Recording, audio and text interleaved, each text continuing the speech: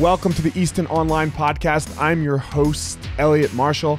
And what this podcast is here to do, it's here to help you gain strategies and tactics and tools that are going to help you grow in your martial arts business. If you have a martial arts school, a gym, this is one of my passions, is how we spread the message of how to really grow culture and business, and some ways that we do it the best with our people, with our staff, with our clients. So I hope you enjoy. Give a listen. Hi, Rebecca. Hi, Elliot. For someone who doesn't, who calls himself an introvert, you're my first two-time guest. I am your first two-time guest? Holy shit. I feel special. This is our second podcast together. Awesome. How are you? I'm good. How are you? I'm well. How was your trip? Where'd you go? I went to Kyrgyzstan. Okay. For backcountry skiing. It was fabulous. Okay. By yourself or? I went with a friend and we went on a tour there. Okay. But this guy in Netherlands owns. Oh, you were out of the country. Yes. I can't believe I invited you over. You have corona. Probably. I'll make sure to cough all over your microphone here. Thanks. Yeah, I'm not worried about it. I was talking to a friend the other day. He's an ER doc. And he was like, he read an article from another ER doc and it said, look, I'm going to get corona. Mm-hmm. Like, it's just what it is. Right. But I'm a young, healthy male that's going to like get the flu and then be fine. Yeah. So I'm kind of worried about it actually, because do you have elderly parents? Mm-hmm. Yeah, I do too. And my dad just got over having pneumonia for a couple months, so you're not worried about it for you? Stressed out about them. I'm moderately worried about it for me because I sometimes have asthma. Okay. But for the most part, I think I'll be fine. But right. Like you, I'm in the fitness class business, and so I'm worried about it for business reasons. Right. And also for my parents. Right. Yeah, we're not taking any distributions anytime soon. Right. That's for sure. Just going to let it sit there, right? Yes. Just let it sit there. So for everyone listening to this podcast currently, if you, it's all, you're probably all fitness or martial arts studios, don't take any money right now. Yeah. Leave money in the business. Leave money in the business. So, but let's not talk about that. Okay. You have done so much, right, with your fitness businesses, and people so often compare jiu-jitsu and your businesses, yoga. Mm-hmm. So, first of all, what do you think of that comparison? And then we'll talk about how you built it. I think the comparison is pretty accurate. It's a similar business, even though maybe yoga is 90% female, 10% men, and I think the reverse in jiu-jitsu. It's a similar business in that it's all about getting new students, getting them to convert to members, and then keeping them coming. Mm-hmm. So I think same thing with jiu-jitsu, right? Very similar. Yes, that's what we do. Yeah. So, but I mean, then you could say that 24-hour fitness is that business too. Yeah. But you wouldn't say you're anything like 24, would you? I think it is. I think the gym business is similar. Okay. Is similar too. Their economics are different, right? And they're less about community. It's more about accessibility for them. Right. So a cheap price point, lots of members, highly accessible. Whereas jiu-jitsu and yoga is about the community that you build there and making that sticky for people because, I don't know, 24-hour charges pretty lower rate than probably you or I do at our facilities, right? Yeah, for sure. We charge $199 a month. 24-hour fitness doesn't come close to that. Yeah. So I would call us the boutique fitness. Yeah.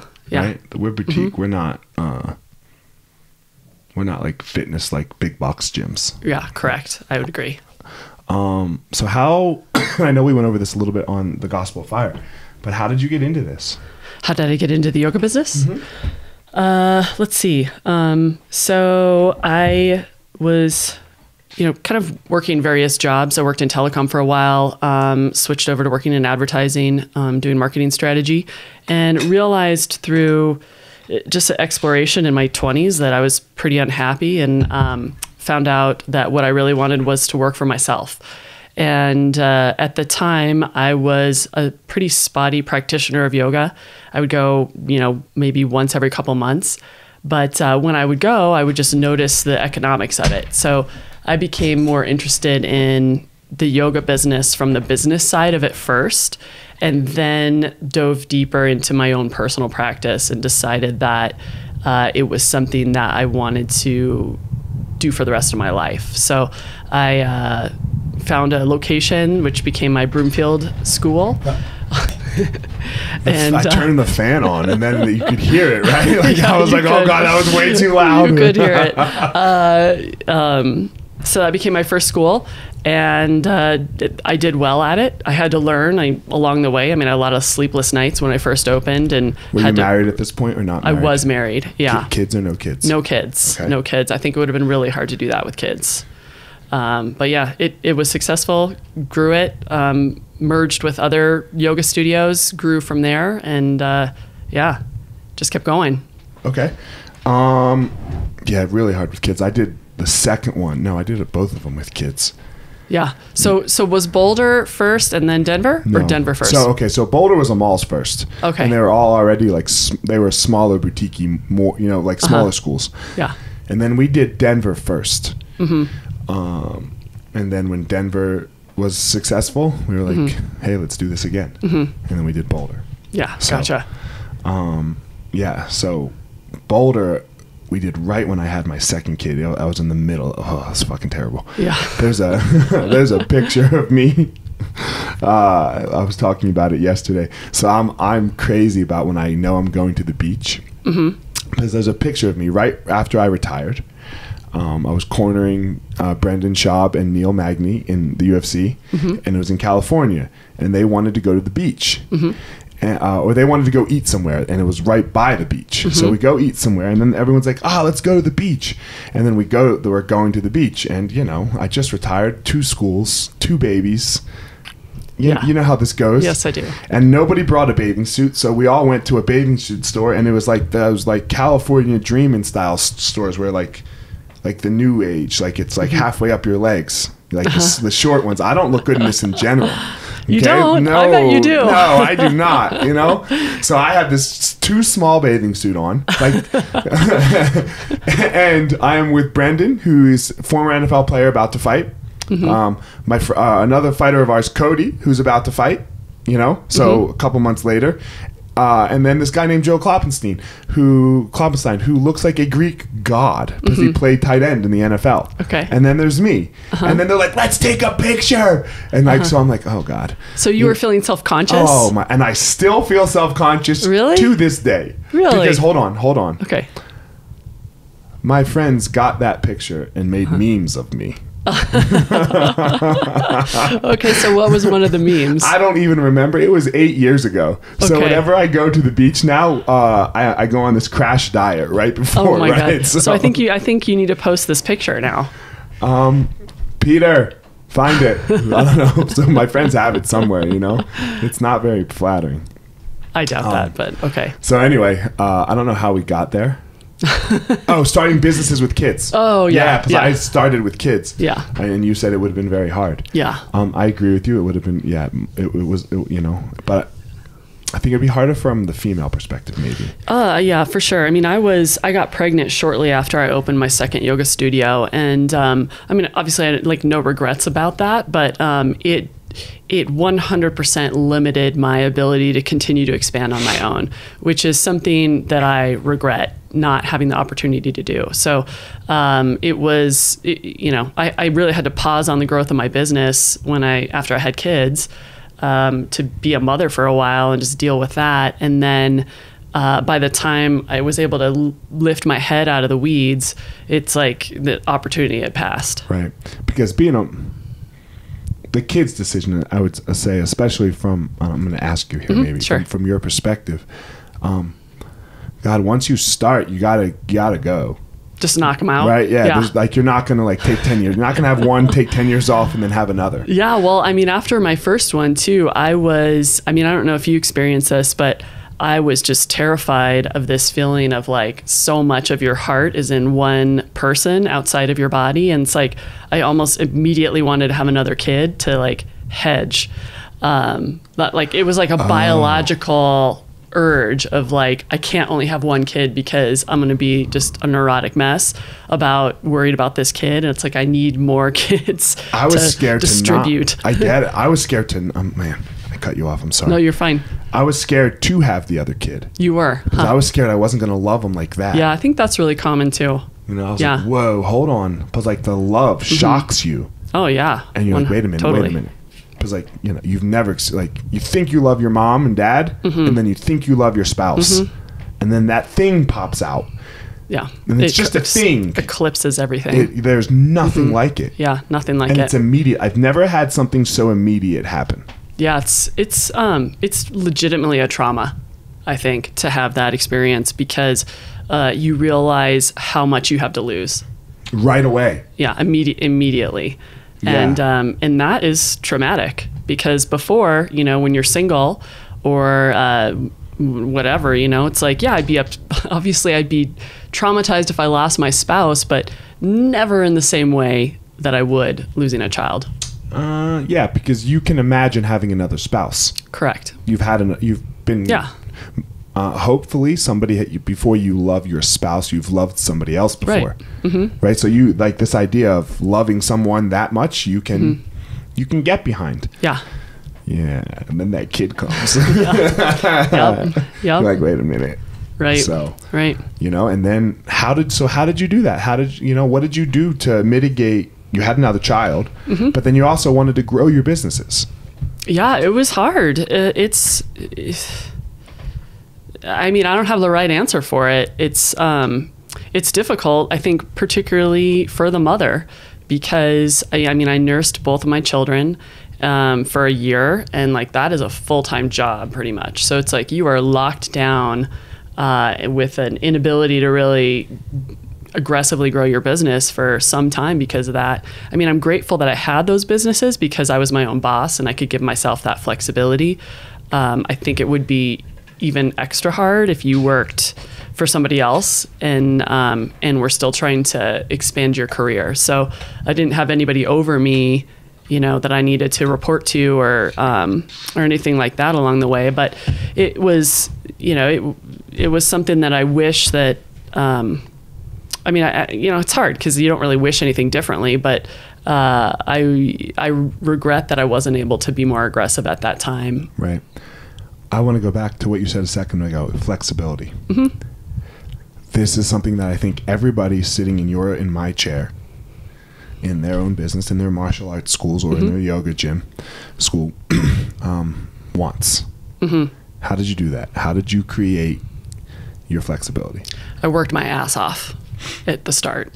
I mean, that's the shortest answer to it. I mean, more specific. Please. Yeah. So when I first opened my first school, I did everything. I worked every single day, was there at 6 a.m., leaving at 8 p.m.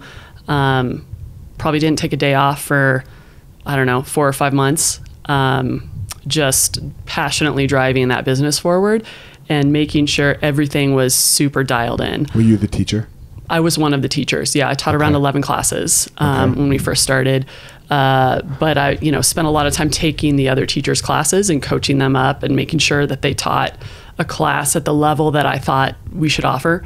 So I just drove into it and drove it forward.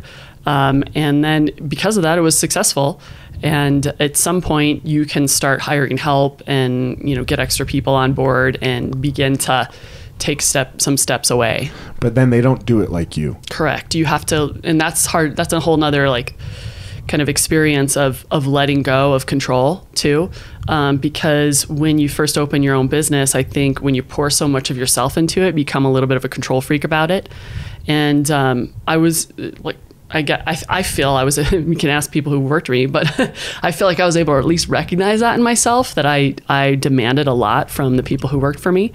But it's another process to find people you trust and to start to take a step back and to let them make mistakes and learn from their mistakes too, without, same thing with parenting, right? Like you're supposed to let your kids fail or experience failure. You kind of have to let your employees experience that too, to learn, because you can't just be breathing down their necks trying to solve every problem for them. Yeah, that's great advice. What about the finances of that? Mm-hmm. Right? Because that, like, you're at a certain number right now. Right. And that's the number you're making, right? That's your money. Mm-hmm. That can be very hard for people because they're like, you might take a little bit of a pay cut when you hire. Oh, as the owner, you may take owner, yeah, mm-hmm. right? Like, right. It's like, I think it's so hard, right? Because you can be like, oh man, okay, I think it's going to grow. Like when I do this, it will be able to grow, but it's not there yet. So you have to make less money. What do you do to get over that? What did you do to see that? How did you forecast? What were some of those steps like? I think that, well, to be candid about it, I recall one of my teachers just pulling me aside and looking at me and being like, Rebecca, you need help. Oh, one of your employees? Yeah. Okay. Yeah. They're like, you are like, you're overworking yourself and it's time for you to hire somebody. So I think I needed a confidant to call me out on that. And then to take a step back and be like, okay, yeah, I need to do this. Like it's time to have somebody help me out, because, when I started the yoga business, I did it not from this, at least initially, it became it over time, but initially it was not, like a idealism around yoga and yoga philosophy. It was more from the business side of it. That's what, interested my brain around it. So did you always know you wanted more than one? I had hoped for that. Okay. Yeah, for sure. I think I know that more now than I did then, though. There's like a little bit of a fear that you have as a business owner, and I was always very financially conservative growing up, and so it was a struggle for me to, start my own business and invest so much of the money that I'd saved from working into that. And so I had a lot of financial fear at the start, and it took me a while to get over that and see that it was going to be successful and start to feel safe again. What did that look like, your financial fear? Because I think so many of us struggle with this, right? Yeah. It's so safe to go to get a job. Yeah, it is. Right? I tell people who start their own business, just be ready for a different kind of stress. There's stress when you work for someone else, and that's the stress of you don't control your own schedule or you don't control your own destiny. And that's one kind of stress. And I honestly think that's more destructive overall as a form of stress, that I'm not in control stress. Yeah, long term. And then when you start working for yourself, you don't necessarily have as much of that stress anymore, but now you have the I'm all alone in this stress, and what if this fails, and what's the worst case scenario. So I'd say, just to answer your question about how I dealt with the financial risk of it, was someone, a business mentor, once told me this advice, and I think about it all the time, which is just manage your downside and the upside takes care of itself.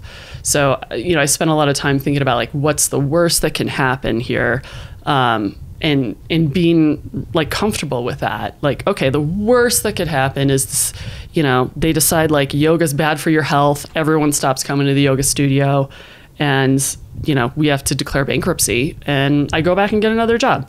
It's fine, I'll survive. So I think it's spending some time thinking through, what is my absolute downside in this business going to be? What would it look like? Right. Getting comfortable with, ultimately that's really not that horrible of a situation.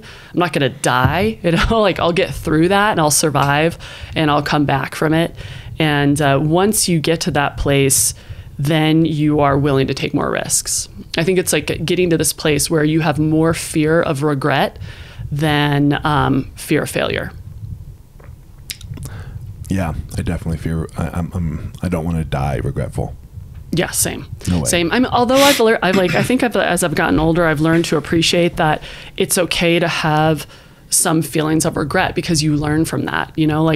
Like I'm saying, yeah, I regretted not being able to be more aggressive with my business. I wouldn't have changed that. It's not like I would have said, okay, well, I wouldn't have had kids if I could do it over again. I would still make the same choices, but that that experience of having that regret has made me more aggressive now. Okay. How are you aggressive? What does that mean?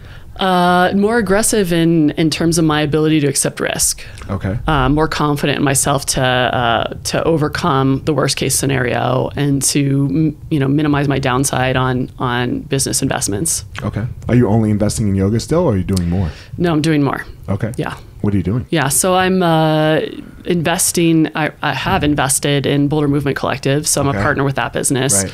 I'm closing. Hopefully, this is another thing that coronavirus is sort of stressing me out about, because I'm supposed to close on another fitness concept in less than a month right now. Oh, what's the concept? Yeah, I don't. Well, until it's done, I don't want to talk about it. But but I'm really excited about it, and I think it's going to be amazing. I plan to expand it pretty aggressively over the next 3 to 5 years. But I also am, in the case of trying to manage my downside, concerned about what's going to happen with this virus. Right.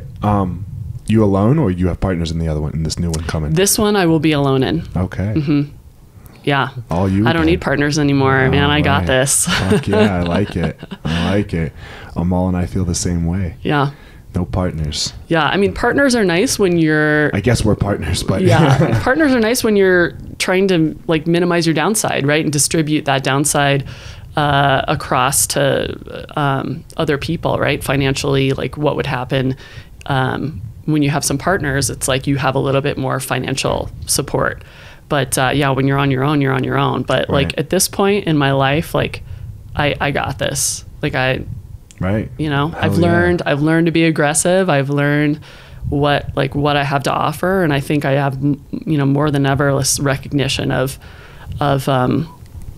what I know, my experience. Yeah, there's nothing like experience. That's why it's hard to have regret sometimes too, though. Mm-hmm. Because the Do you have anything you regret? No. I not a single thing. And I fought like shit sometimes. That caused me to get beat up in front of millions of people. Yeah. I used to regret that. Yeah. Sometimes, I wish I could have performed better in a moment. But. Yeah, I think that's different than regret, though. Wishing you could perform better, that's a common feeling, but wishing you had never done the experience. Oh, God, no, right. So, yeah, nothing. Mm-hmm. Nothing.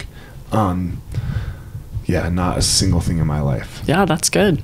Because that's fortunate. I feel like to go to die with no regrets, I think is a dream for people. I think that's something to strive for. So the only thing that I'll be regretful for, I feel like, and we just don't know yet, is how my kids turn out. If you could have been, if you find out, I should have done this as a father, or that as a father. If they go downhill in their adult life. Yeah. Yeah. I don't know how you don't have some regret. Yeah. So, but does that mean you are nervous or uncertain about whether or not you're being a good father? No. Yeah. I'm not. But don't you think your kids, this was one thing that I thought was interesting when I became a parent, was I felt like my children's personalities were there at birth.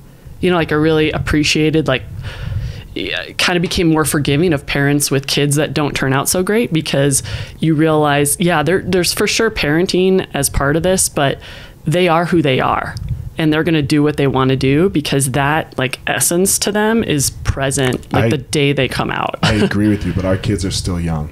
Right. Mm-hmm. I have a sister who's a mess. Yeah, you do. And I'm looking at my parents. Yeah. And if you ask me about my parents, amazing. I couldn't have had better parents. Yeah. But that doesn't help them with my sister that is the way she is. So do you think your parents should have some regrets, though, because maybe your sister is having some struggles? I don't think they should, but from their perspective, right? Yeah. From their perspective, I could see it. You're like, God damn. Yeah. I would have done this different. Yeah. They weren't exactly the same with me and her.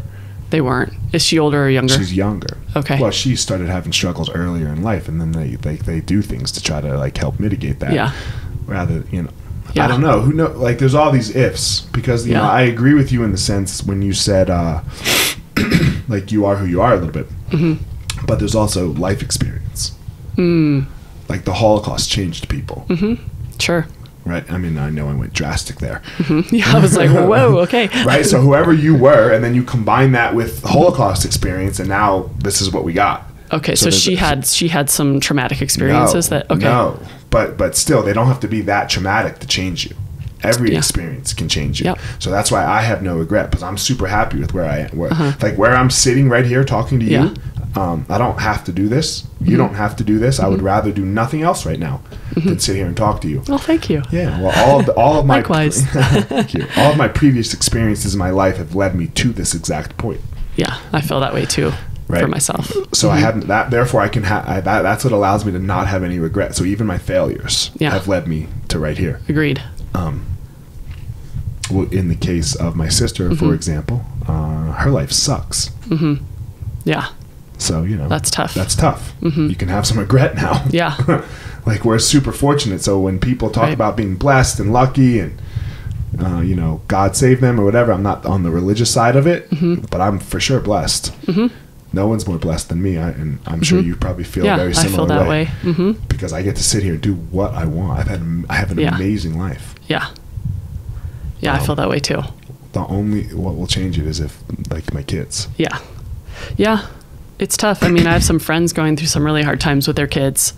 And young kids or old kids? Like, you know, the middle school age kids. One of my friends just sent her son to military school. And yeah, I mean, it's tough. It's hard. And I think at the same time, though, it's just as long as you, you know, have unconditionally love your children and try not to rescue them from too much failure. I mean, I do really think that people need to experience failure at a young age and like get over it. And if you rescue your children throughout their life, that would be the one thing I would really regret if I ended up doing that. And then my kids, when they're adults, like can't handle any failure, right? Like I want kids like you, where you've had failures and you learned from them and you grew from them and moved on. I think sometimes when parents rescue their kids from failure all the time, they, as adults, look for someone to rescue them as an adult, and that shit does not work. Well, that's why I love jiu-jitsu personally for my kids. That's why it's rule number one in my family.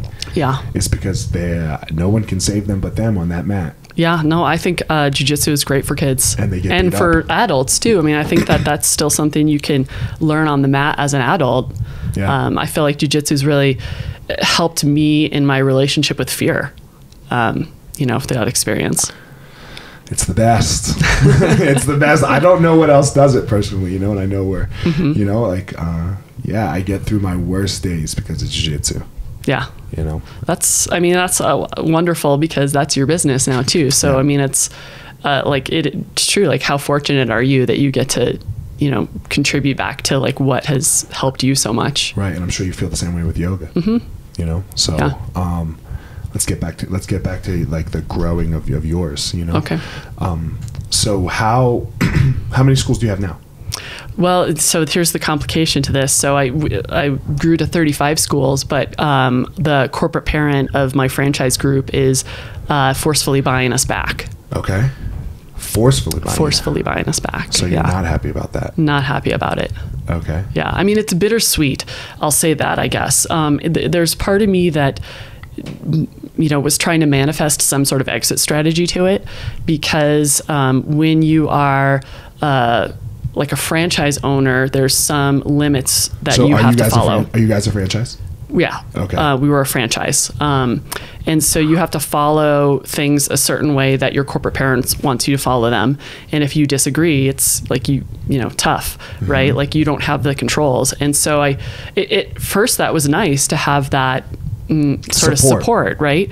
But over time, you start to understand the business better than your corporate parent sometimes, because there was lots of turnover with our corporate parent. And you know, you realize they're making mistakes that are affecting your business, and you get irritated at that. So there was a good, you know, part of me that was really trying to manifest some kind of an exit strategy so that I could end up doing my own thing, because I was just, you know, tired of that. Can I ask who the corporate parent is, or you're not allowed to say? I can say CorePower Yoga. Okay.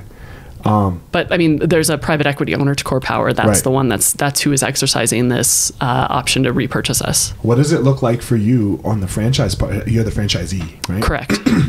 What if you just wanted out, like 5 years ago, if you wanted out of CorePower? What would that have looked like? There wasn't a lot of option to do that 5 years ago. If I had just wanted out completely, because if you have to give the corporate parent first right of refusal, and the valuation wasn't fair, right, for that. So, okay, so what does it look like now on their end? What does that mean they're buying you back? Yeah, so there was a clause in our contract, which is probably pretty common in the franchise world, where I think it was triggered because they had a new private equity owner, and it was Trevor died, right? It's Trevor died. Changes. Mm-hmm, yep. And so they had the ability to buy us back at like a predetermined EBITDA multiplier that was already in our contract. So the price was already a bit in there, but the frustrating thing about it was we were not expecting that to happen. So obviously we were not financially spending in a way, where we were trying to prepare the company for sale. We were spending in a way to prepare the company for expansion. And so it's definitely an inopportune time to sell back to our corporate parent, because we had been staffing up, anticipating that we would be doubling in size over the next, couple of years. So you're looking to get to 70. Yeah. And now you're gonna have 0.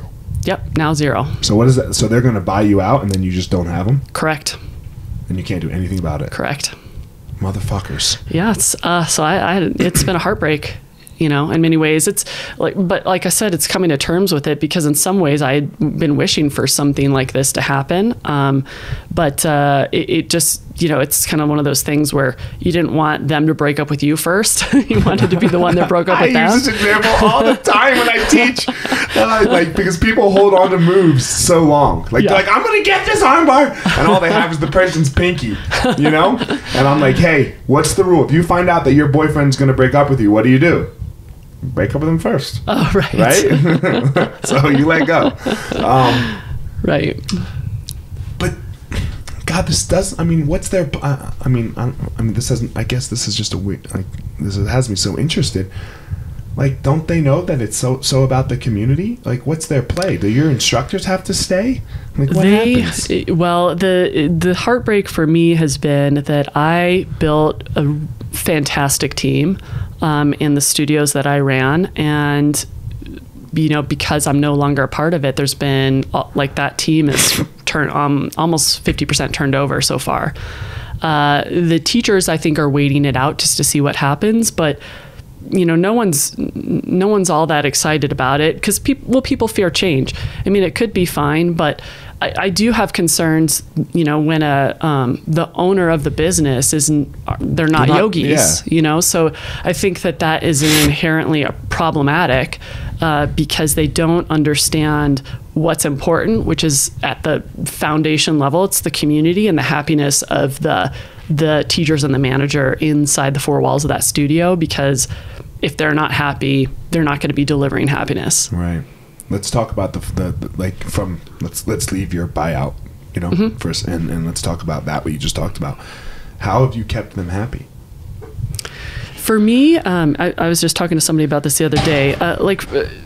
When the people that I work with closely, I need those people, I need to love those people, and I treat them like my family, and they become my family, and we become very close and bonded together, and that's just my management style. Mine too. Yeah, and so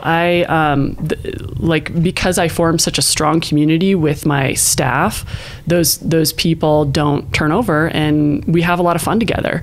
But you have to pay them too, right? Yeah, for sure. You got to take care of them. Do you pay above probably, or do you pay? I don't I think we probably pay at market rate, but what I do for people is I give them a lot of flexibility, because going back to what we talked about earlier, I appreciate that flexibility of working for myself. So, I like my managers to feel like this is your business.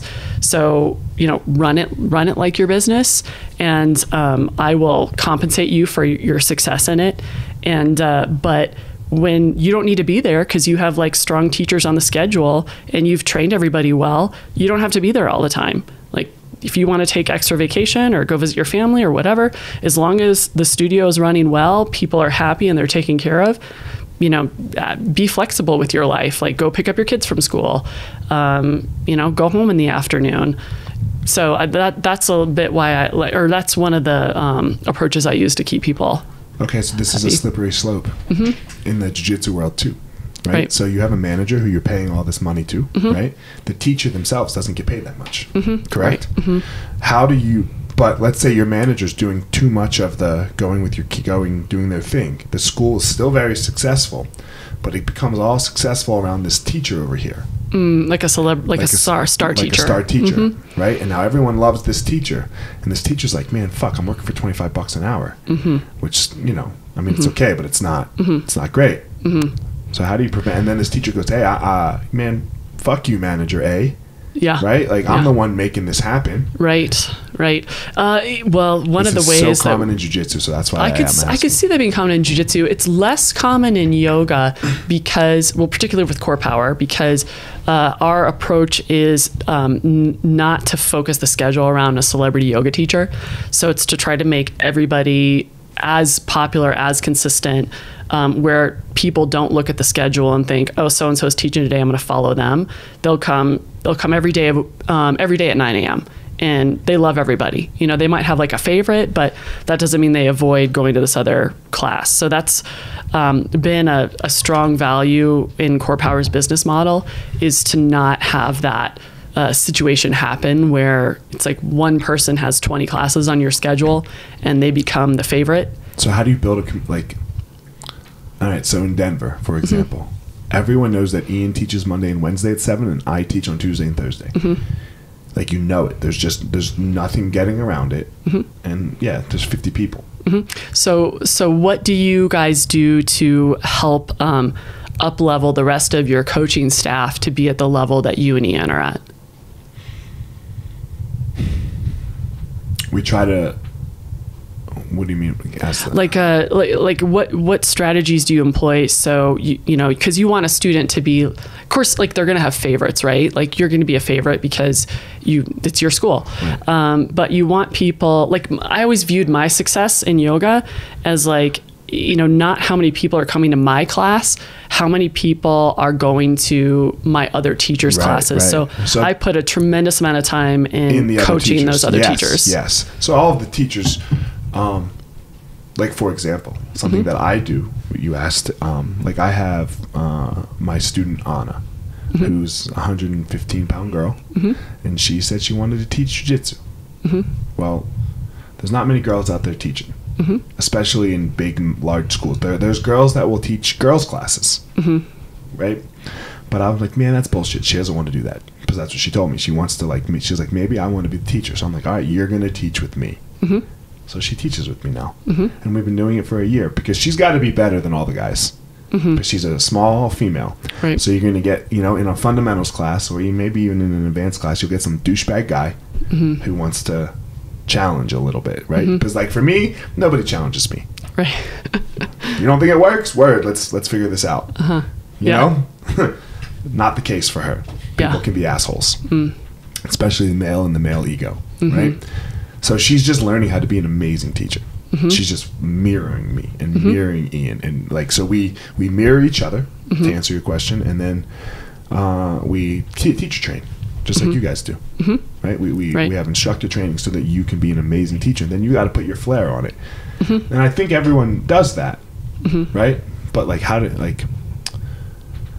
I don't know what would happen if we changed. I mean, those are the prime time hours. That's the advanced class. So there's one advanced class every day. It's one at 7 p.m. Like if we changed teachers permanently, I don't know what would happen. I think we have an amazing backup team. Yeah. But like for sure, that class is mine. I built that motherfucker from 5 people. Well, do you go to? Do you attend the other classes of your team to support them? I don't. The people in charge of the programs do. Yeah. Yes. Yeah. Yes. I mean, that might be very meaningful. Like if if she were to take over one of your classes, for then you to show up for a while as a student in that class. Yes. So she teaches most of the class now, and I just watch. I'm a pain in her ass. I ask all the asshole questions. So yes, but yes, I think you're interviewing me a little now, but I think this is something that CorePower does as well, right? Like we have a program director They have to watch all the people teach. And they have to take the class and see what it's like. And so for all of you jiu-jitsu school owners out there who want to grow, you have to do this. Yeah, you must take your staff's classes. You must. How do you not criticize in the moment? How do you? In the moment? Well, sometimes. It's so hard. Yeah, it's hard. It's like, first of all, I don't put somebody in front of students that I don't feel can at least deliver some baseline experience for people. But I have had situations where I've gone in and taken a class and felt like someone was not executing on the class properly, and it's tough. Like, I kind of go bananas in the moment. Me too. I walked in the other night, Rebecca, and it was a shit show. I was like, how are you fucking this up? Like, in my head, right? I didn't scream it, obviously, right? But this can be so hard. And I used to go in and be like, yo, dude, what are you doing? Yeah. So I'm sure you've been here. How did you not do that? I give myself a cooling off period.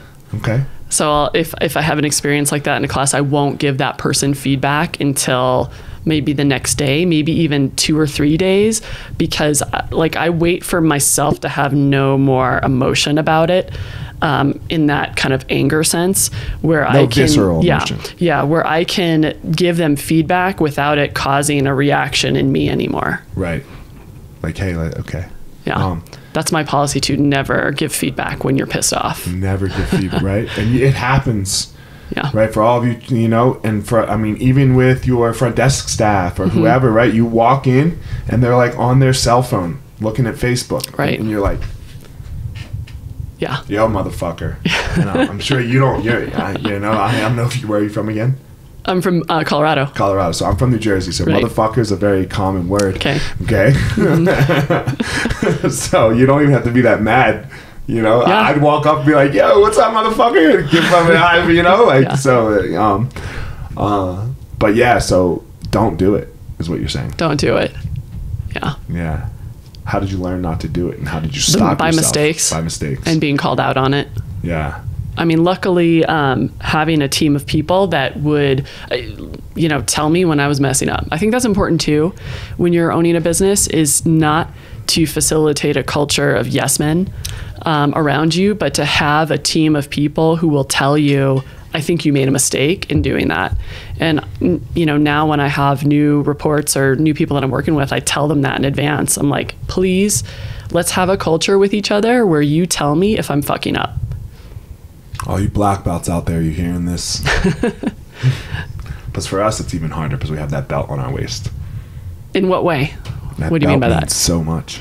For somebody who is a black belt? Yeah, like the white belt is like the white belts are looking up to the black belts forever. Right. And now I hire you, let's say, because you're a purple belt. But for your whole life, you've been looking up to me so far. Oh, so you can't tell the black belt you're fucking up because you're a lower belt level than them. You're a lower belt level than me. Gotcha. Right? Like you could never do that on the mat. Right. Right? And our whole experience so far together is the mat. I see. But now I'm hiring you as an employee, or you're becoming part of my team. Right? Like Mike and Ian and all my dudes tell me when I'm fucking up. Excuse me, all the time. Yeah. And it's so important. It's right. Yeah, it's so important. But I took them from white belt to black belt with me and Amal and some other people. When I say I, So you're saying there's potentially an issue with your other staff. They look at you like a god. Oh. Gotcha. Okay. This happens all the time, and I don't know if it does in yoga or not, but in jiu-jitsu, people, I looked at them all like a god. Yeah. I still probably look at Renzo like a god. It's because he is. Yeah. Yeah. Well, I mean, I think then you have to overcome that by telling people what you expect from them. And we have a value that I bring in any organization I'm part of, which is exercise your obligation to disagree. And if you don't follow that value, if I see you not following that value, you don't belong in my organization. Exercise your obligation to disagree. Yeah. And then you have to do that nicely. Yeah. I mean, you have to do it in a healthy way, right? Right. But yeah, if I don't tolerate people that are just do whatever I tell them to do, and even if they disagree. Right. Man, that's a good one. It's a good one. I liked it. It's a good one. I liked it. Exercise your obligation to disagree. And look, it's mostly jiu-jitsu people listening to this podcast in general, right? Like maybe some your yoga people might jump in. But Yeah. So everyone that's wearing that black belt with a couple stripes on your belt running your schools, that's got to be a part of it. That's Yeah, for sure. Good. You have to, when you hire those people that are on your team, Yeah. it's got to be a part of it. You have to tell me when I'm fucking up. I'm just a human being. Yep. 100%. How often do people tell you you're fucking up? I think when I am, they do. Okay.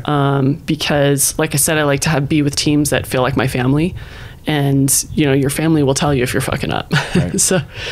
And then how did you not take that very personally, right? Sometimes I do. Okay. Like, so there's been times where it stung and I felt myself being triggered by it, and I would have to just leave the room or like end the conversation and then spend some time away from it, looking at how I was reacting to it, and coming back to that person later saying, okay, in the moment I had a really hard time with how you told me this. Here's how you could tell me in the future where I would listen better.